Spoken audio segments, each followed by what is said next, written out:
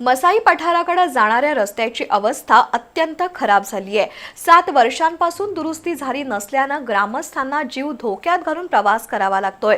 पर्यटन स्थळ असूनही सुविधा अपुऱ्या आहेत। निधी मंजूर असूनही या मार्गाचं काम रखडल्याने संतप्त ग्रामस्थांनी आंदोलनाचा इशारा दिलाय।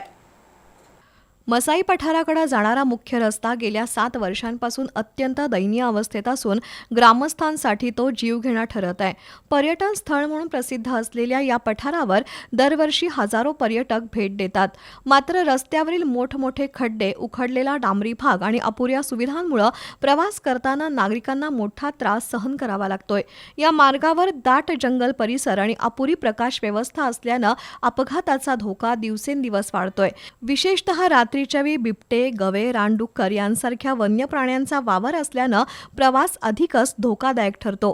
पावसाळ्यात परिस्थिती आणखी बिकट होत असून अनेक ठिकाणी चिखल आणि पाण्यामुळे वाहतूक ठप्प होण्याची शक्यता असते। ग्रामस्थांनी प्रशासन आणि संबंधित विभागाकडे वारंवार रस्ता दुरुस्तीची मागणी केली आहे। रस्त्यासाठी निधी मंजूर असूनही वन विभागाकडून परवानगी मिळत नसल्यामुळे काम सुरू होत नसल्याचा आरोप स्थानिकांनी केलाय।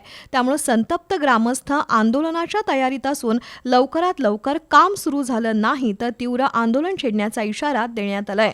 दरम्यान मंजूर निधी वेळेत खर्च झाला नाही तर तो परत जाण्याची शक्यता आहे। त्यामुळे प्रशासनाने तातडीने हस्तक्षेप करून आवश्यक परवानग्या मिळवाव्यात आणि रस्ता दुरुस्तीचं काम हाती घ्यावं अशी मागणी जोर धरतीये।